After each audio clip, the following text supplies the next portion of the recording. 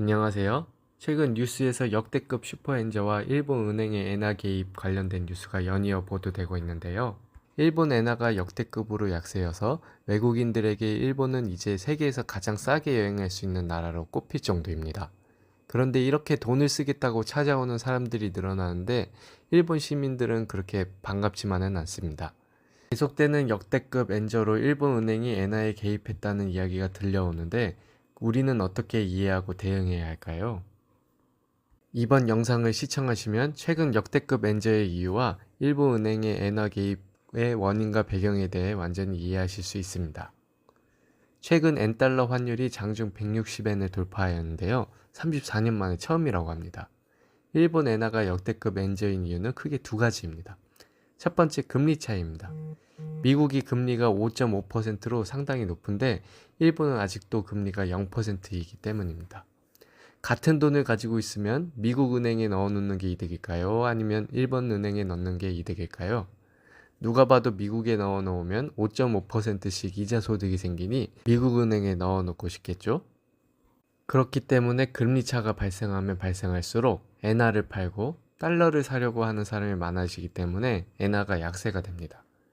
또한 일부 내부에선 달러에 대한 실수요 및 엔화 투기 세력이 있습니다. 일본 국내에선 기업 및 개인의 달러 실수요에 따른 엔화 매도 압력이 강합니다.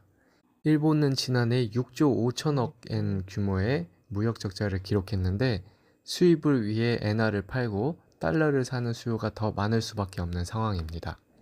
또한 엔캐리 트레이드라고 해서 이자 부담이 없는 엔화를 빌려가지고 미국 달러 등으로 바꿔서 해외에 투자하는 사람들이 늘어 엔화가 더 약세가 되었습니다. 반면에 이 엔캐리 트레이드 덕분에 금융위기가 오면 해외 자산을 팔고 엔화로 바꾸려 하기 때문에 엔화의 가치가 오르게 됩니다. 그래서 엔화가 안전자산 취급을 그동안 받아왔습니다. 두 번째는 양적 완화로 돈을 계속 찍어대기 때문입니다. 일본도 미국을 따라서 양적 완화를 하고 있습니다. 양적 완화를 하는 이유는 금리 인하를 통한 경기 부양 효과가 한계에 달았을 때 중앙은행이 장기 국채를 많이 매입하는 방법 등으로 통화의 유동성을 높이는 정책입니다. 일본 정부가 발행한 채권들을 중앙은행이 계속 사고 있습니다. 이로 인해 엔화가 한 번 더 약세가 되고 있습니다.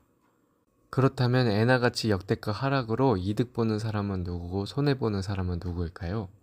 이득 보는 사람은 수출 위주의 기업으로 볼 수 있습니다. 반면에 손해 보는 사람들은 고환율로 인해 상대적으로 소비하는데 더 비싸게 구매해야 하는 일본 시민들이죠. 일본 시민들이 힘들어하는데 일본 은행은 왜 금리를 올리지 않는 걸까요? 일본 정부의 입장에서는 지금 정말 오랜만에 만난 기회입니다. 일본 경제가 34년 만에 살아난다. 오랜 침체에서 벗어난다는 이야기가 최근 꾸준히 나오고 있습니다. 대표적으로 보면 니케이 지수가 1989년 이후로 처음으로 최고치를 달성했고요. 또 한 가지는 엔저를 타고 일본의 주요 수출 대기업들이 잘 나가고 있는 상황이라 토요타 같은 회사들이 거의 8년 만에 삼성전자를 제치고 아시아 시가총액 2등에 올라섰거든요. 그래서 수출 잘 되고 주가지수 올라가고 디플레이션 사회에서 오랜만에 벗어나는 분위기입니다. 하지만 국민들은 떨어진 엔화 가치로 수입하는 물가가 비싸졌기 때문에 상대적으로 가난해졌습니다. 여기서 선순환 구조를 만들려면 물가가 오르는 만큼 임금이 올라야 건강한 구조가 나오는데 임금은 현재 거의 오르지 않고 있어 일본 시민들이 엄청난 박탈감에 시달리고 있습니다. 사실 우리나라도 지금 비슷한 상황이라고 볼 수 있어요. 이렇게 금리는 돈의 가치이고 우리만 정하는 게 아니고 다른 나라도 정하기 때문에 상대적 돈의 가치를 정함으로써 환율이라는 게 생깁니다. 환율 금리를 알아야 여러분의 투자 방식과 돈의 흐름이 바뀝니다. 돈의 흐름이 바뀐다는 것은 우리 생활의 물가라든지 아니면 투자 수익률이라든지 내 재산이 모든 게 바뀌는 거고, 환율이 바뀐다는 것은 내가 상대적으로 가난해지는지 부자가 되는지 아니면 환율에 따라 누구는 유리해지고 누구는 불리해지는지 알 수 있게 됩니다.